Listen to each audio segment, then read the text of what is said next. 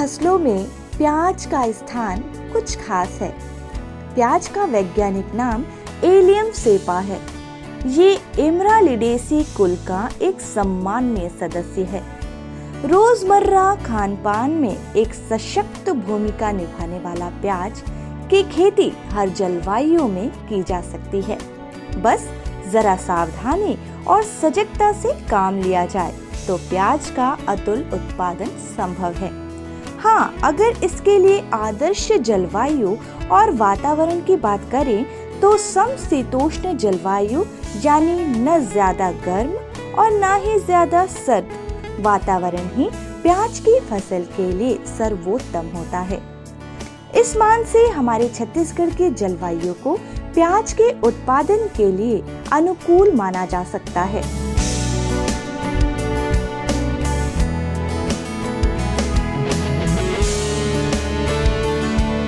कृषि वैज्ञानिकों के आधार पर प्याज की खेती पर तापमान का गहरा प्रभाव पड़ता है।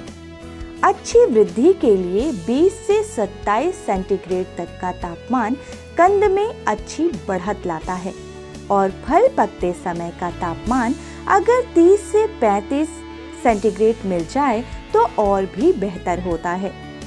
इस आधार पर ये भी कहा जा सकता है कि तापमान की दृष्टि से भी प्रकृति ने छत्तीसगढ़िया किसानों को ये सौगात दिया है कि वे प्याज का बृहद पैमाने पर उत्पादन करें।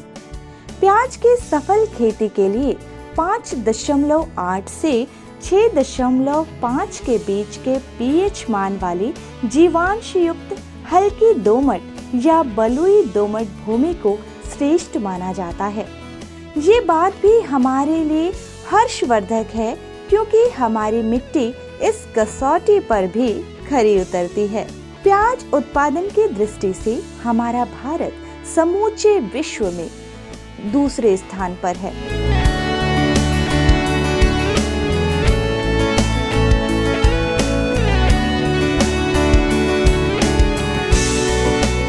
किसान भाइयों, भगवान ने हमें इतनी अच्छी मिट्टी, उतना ही अच्छा वातावरण, सब कुछ बहुत अच्छा प्रदान किया है। बस आवश्यकता है हम उसे सुचारू ढंग से अच्छे से खेती करें। तो किसान भाइयों, जहाँ तक कि प्याज की खेती का सवाल है, चाहे वो सरगुजा का पहाड़ी क्षेत्र हो, छत्तीसगढ़ का मैदानी क्षेत्र हो या बस्तर का पठारी क्षेत्र हो, सब जगह हम प्याज की खेती कर सकते हैं।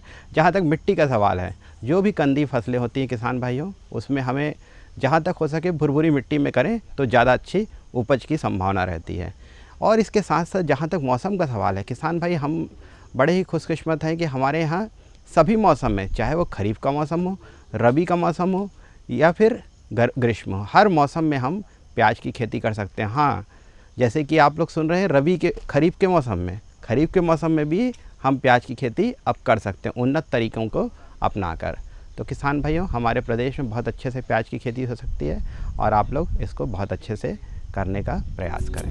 भारत में उगाई जाने वाली सब्जियों में प्याज की खेती 6.3% भाग में की जाती है और कुल वार्षिक उत्पादन लगभग 54,66,700 टन होता है।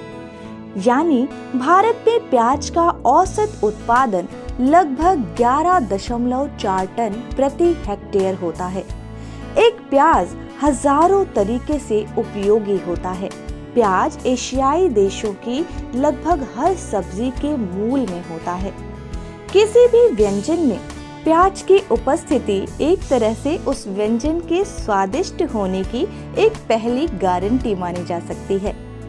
सलाद के रूप में भी प्याज काफी लोकप्रिय है।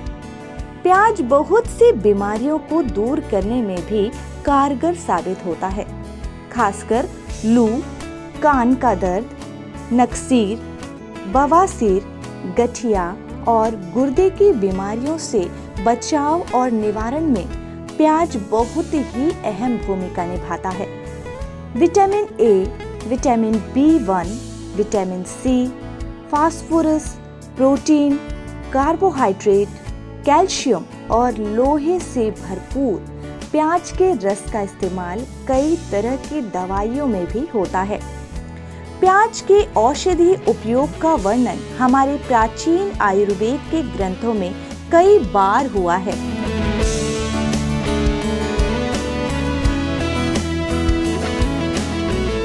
प्याज में पाया जाने वाला चरपरापन या आंखों को लगने वाला तीखापन इस उपस्थित एलाइल प्रोपाइल डाई सल्फाइड नामक एल्कलाइड की वजह से होता है।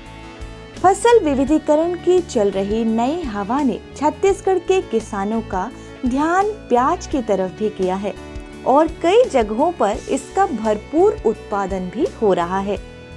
प्याज के बीज को नर्सरी में बोने के लिए अक्टूबर-नवंबर का समय उपयुक्त रहता है। 1 हेक्टेयर की नर्सरी से 20 हेक्टेयर क्षेत्र में रोपाई की जा सकती है। प्याज की प्रजातियों का विभाजन उनके रंगों के आधार पर भी किया जा सकता है और इसके 3 विभाजन प्रमुख हैं। लाल रंग की किस्म में उन्नत किस्म के प्याज की प्रजातियों के नाम हैं Pusa red, Pusa Madhavi, Punjab selection, Arka Niketan, Agrifound dark red, Agrifound light red, Kalyanpur red, Arka Pragati, Arka Bindu, Hisar 2।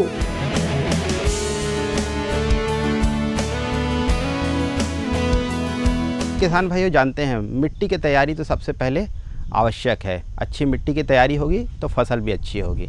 तो इसीलिए किसान भाइयों अगर हम मौसमवार देखें, अगर हम खरीफ के मौसम में खेती करने की सोच रहे हैं तो मिट्टी की तैयारी हमको जून के माह में ही प्रारंभ कर देना है, क्योंकि उसके बाद लगातार पानी गिरेगा तो हमें खेत को तैयार करने के लिए हमें समय नहीं मिल पाएगा। तो जून के माह में ही हम खेत को तैयार कर लें बारिश के आने के पहले, और ये करीब करीब हम ऐसा कोशिश करें कि ज़मीन से 1 से 1.5 फीट ऊंची क्यारी बना लें ताकि किसी भी तरह से पानी भराव की समस्या ना हो।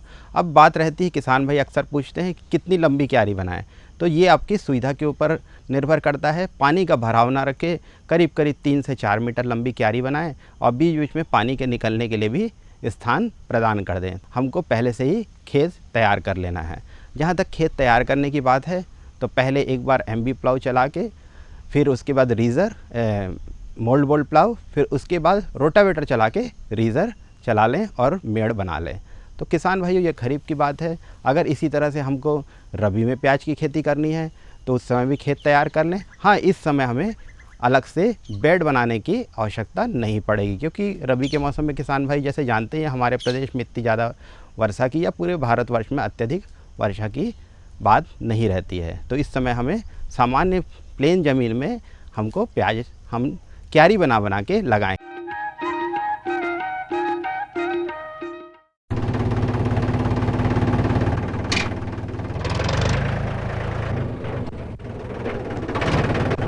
अरे हरकू वाह, बीज, कीटनाशक और आज खाद भी। अरे इतना खर्चा कहाँ से? अरे खर्च की चिंता किसे है, मेरे पास है ये किसान क्रेडिट कार्ड। कार्ड? अरे बैंकों द्वारा जारी इस कार्ड से किसान उसकी सीमा तक की रकम कभी भी बैंक से निकलवा सकता है और खेती बाड़ी की सामग्री कभी भी खरीद सकता है। तो हरकू भैया एक कार्ड मेरे लिए भी। किसान क्रेडिट कार्ड के लिए नजदीकी बैंक से संपर्क करें और पाएं ढेर सारे लाभ। हर जोखिम से निकल कर फसल आए, सुरक्षित हो जाए। फसल बीमा से हर किसान अब आत्मनिर्भर हो जाए। अब सूखा पड़े या बाढ़ आ जाए कोई डर नहीं, अब ओले पड़े या कीट पतंगे फसल खा जाएं, कोई फिक्र नहीं। अब कैसी भी आपदा हमारी फसल पे आ जाए, क्षति होने पर हमारे दावों का उचित भुगतान मिलता है, क्योंकि हमने लिया है प्रधानमंत्री फसल बीमा। बुआई से फसल कटाई तक हर जोखिम का दावा, न्यूनतम प्रीमियम पर अधिकतम भुगतान का वादा। योजना से हर साल जुड़ रहे हैं 5 करोड़ से ज्यादा किसान। अब आपकी है बारी। नजदीकी कृषि कार्यालय, सहकारी समिति, बैंक शाखा, अधिकृत बीमा कंपनी या जन सेवा केंद्र में स्वेच्छा से करा सकते हैं पंजीकरण। फसल बीमा पोर्टल या फसल बीमा ऐप द्वारा भी किया जा सकता है पंजीकरण। प्रधानमंत्री फसल बीमा योजना, आपकी फसलों का संपूर्ण सुरक्षा कवच। कृषि एवं किसान कल्याण मंत्रालय, भारत सरकार। मेरे साथ बोलो ए बी। अरे नादान, बच्चे को ABC सिखा रहा है। अरे काम धंधे की एबीसी तू कब सीखेगा? ये देख विज्ञापन।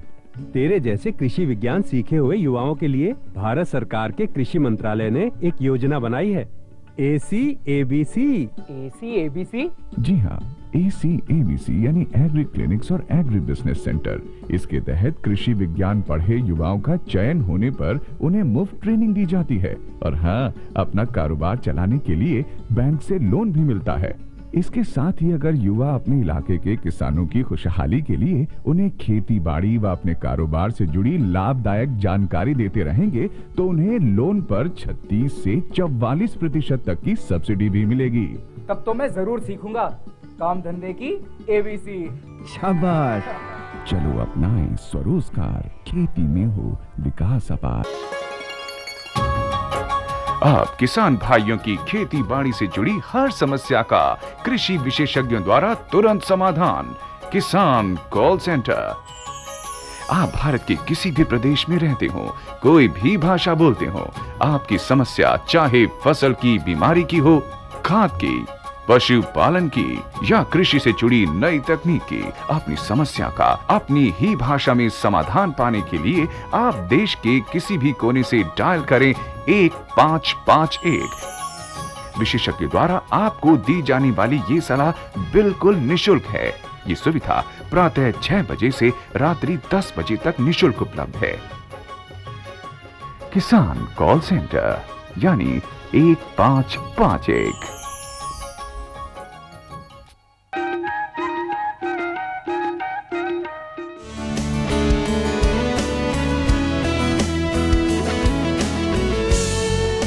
गर्मी में 1 सप्ताह के अंतराल में और जाड़े में 15 दिनों के अंतराल में सिंचाई देनी चाहिए और ये भी ध्यान रखना चाहिए कि खेत में नमी बनी ही रहे, अन्यथा उपज में इसका बुरा प्रभाव पड़ता है। रबी की फसल में जब पत्ते पीले होने लगें तो 15 दिन के लिए सिंचाई रोक देनी चाहिए, जिससे शीर्ष पत्ती सूख जाए और खुदाई करके उपज निकाली जा सके। पानी का ज़्यादा हमको उपयोग भी नहीं करना है लेकिन कम भी नहीं करना है, जिससे कि पौधे के विकास अवरुद्ध हो। तो किसान भाइयों ये कोशिश करें कि पौधा लगाने के तुरंत बाद एक पहला पानी हमको देना आवश्यक है। और अगर टपक सिंचाई की व्यवस्था है अपने पास तो 4 कतारों के बीच में 2 कतार सिंचाई के टपक सिंचाई की नालियों की व्यवस्था करें। मतलब कि एक टपक सिंचाई की नली के पीछे 2 कतार हम प्याज की लगा सकते हैं। तो इससे हमें अतिरिक्त पानी की भी बचत होगी। साथ ही साथ जो खाद पानी देना है वह भी इसके माध्यम से दे सकते हैं। लेकिन अगर पानी अपने बहाव पद्धति से पानी लगा रहे हैं तो पहला पानी हमें तुरंत उपरांत लगाने के देना है, या तो पहले से मिट्टी को गीला करके उसको जब वो चलने लायक हो जाए तब लगाएं। तो उचित ये रहता है कि लगाने के तुरंत बाद अपन पानी लगा दें। उसके बाद 10 से 15 दिन के अंतराल में रबी के मौसम में, जबकि खरीफ के मौसम में तो हमें वैसे ही अतिरिक्त पानी निकलने की व्यवस्था करनी है। लेकिन कभी बहुत सूखा पड़ जाए, बीच में कभी कभी ऐसा अंतराल आ जाता है कि पानी 10, 15, 20 दिन तक नहीं आता, धूप भी तेज़ रहती है खरीफ के मौसम में, तो इस दौरान हमें पानी लगाना पड़ सकता है। बाकी हमें रबी के मौसम में ही पानी की व्यवस्था करनी है 10 से 15 दिन के अंतराल में। कृषि वैज्ञानिकों और जानकारों के अनुसार प्याज की खेती के लिए 300 से 350 क्विंटल अच्छी सड़ी गोबर की खाद प्रति हेक्टेयर की दर से प्रक्षेत्र तैयारी के समय ही मिला देना चाहिए। इसके अलावा नाइट्रोजन 80 किलोग्राम, फास्फोरस 50 किलोग्राम और पोटाश 80 किलोग्राम प्रति हेक्टेयर की आवश्यकता पड़ती है। पोटाश और फास्फोरस की पूरी मात्रा और नाइट्रोजन की आधी मात्रा खेत की अंतिम तैयारी के साथ या रोपाई के पूर्व भूमि में मिला देना चाहिए। शेष आधी नाइट्रोजन जो बाद में पहला रोपाई के 30 दिनों के बाद और दूसरा 45 दिनों के बाद छिड़काव करें। प्याज की फसल में खरपतवार को निकालना आवश्यक होता है, अन्यथा उपज काफी प्रभावित होती है।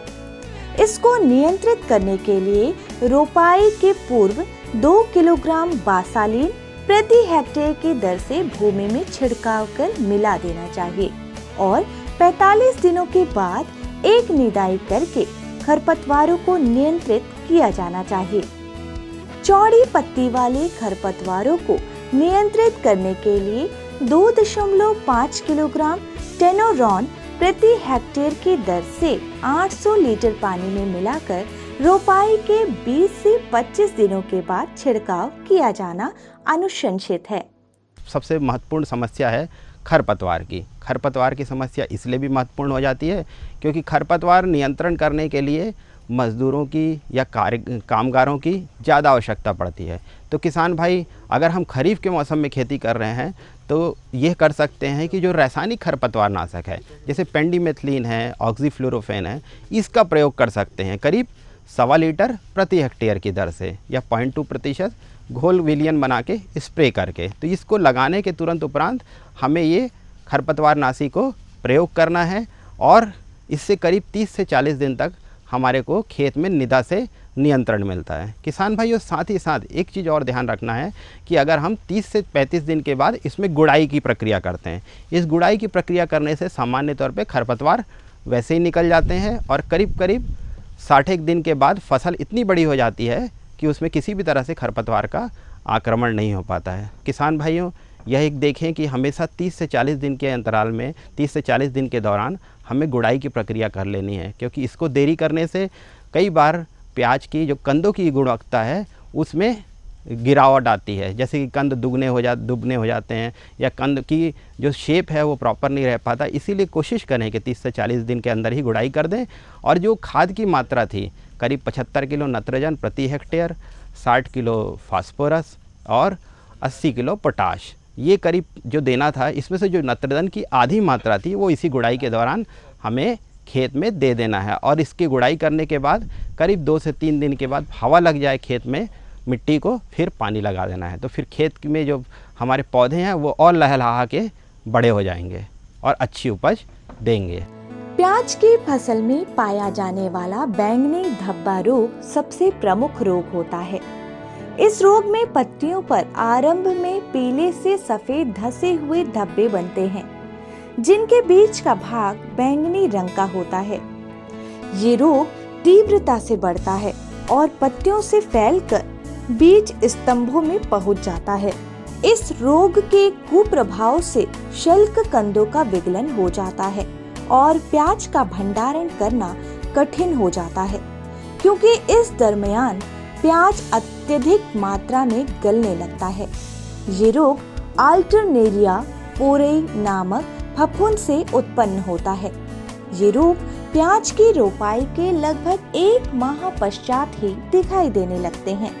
इस रोग की इस आरंभिक अवस्था से ही कोई फफूंदनाशक दवा जैसे कॉपर ऑक्सीक्लोराइड या वैज्ञानिक विधि से इस्तेमाल करके इस रोग से निजात पाई जा सकती है।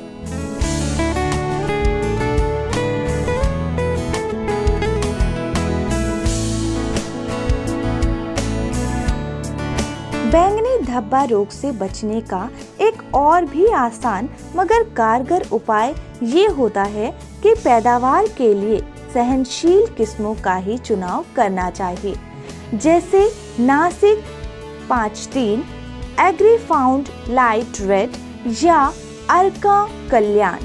प्याज का उपयोग हरी पत्ती सहित और सूखी दोनों ही अवस्थाओं में भरपूर होता है और इन दोनों ही अवस्थाओं को थ्रिप्स नामक कीट के प्रकोप से बहुत नुकसान होता है। ये कीट पत्ती की बाह्य त्वचा को खरोच कर रस चूसते हैं, जिससे पत्तियों पर असंख्य छोटे छोटे सफेद धब्बे बन जाते हैं और पत्तियां सूख जाती हैं। समय रहते अगर हमारे किसान भाई इस कीट का नियंत्रण नहीं कर पाते हैं तो कंदों में निरूपता आ जाती है, साथ ही लगभग 50% तक उपज में कमी आ जाती है। इस कीट का प्रकोप मार्च से मई तक खास होता है। चूंकि ये कीट बहुत छोटा होता है और पत्तियों की निचली सतह पर छुपा रहता है, इसलिए इसके प्रबंधन में विशेष सावधानी और चैतन्य रहने की आवश्यकता होती है। कृषि के जानकार बताते हैं कि इसके लिए खेत का एकाग्र होकर अवलोकन करना चाहिए। प्रकोपित पौधों को हिलाने पर ये थ्रिप्स उड़ने लगते हैं। ऐसी अवस्था में ही मेलाथियान 50 या फेनिथिटियोन या सुमिथियोन 50 750 मिलीलीटर दवा प्रति हेक्टेयर की दर से छिड़काव करने पर इन कीटों से अपने खेतों को मुक्ति दिलाई जा सकती है। अलावा इसके प्याज उत्पादक किसान को प्याज का उत्पादन बिल्कुल वैज्ञानिक और आधुनिक तरीके से ही करना चाहिए, क्योंकि ये ही वो बीज मंत्र है जिसके सहारे वे अपनी आर्थिक दुर्बलता को बहुत ही कम समय और बहुत ही कम लागत में दूर कर सकते हैं।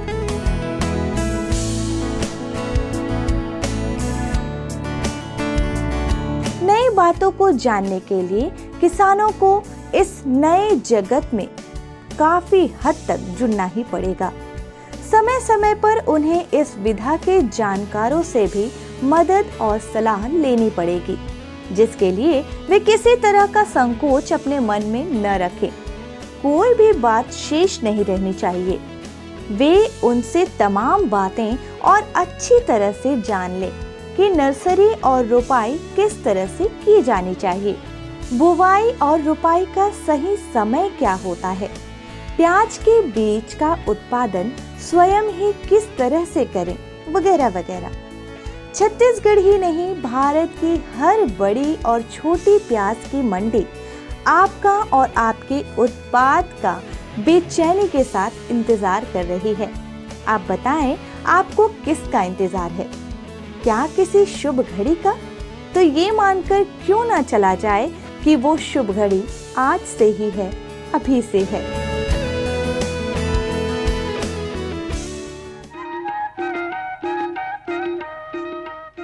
मोरे गांजा कलीला कहाँ खोजो रे गली गली, मोरे गांजा कलीला कहाँ खोजो रे गली गली।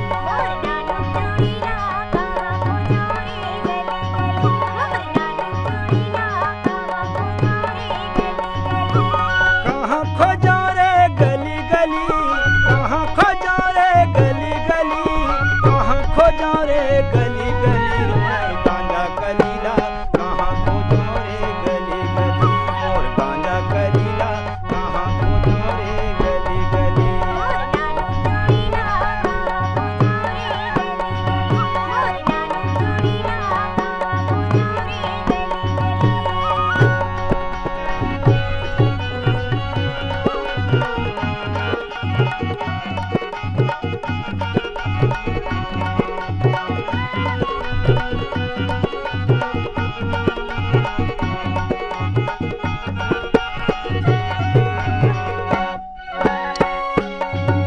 लोहारा ल खोजे गंडई ल खोजे खोजी डरे रे जुंदा।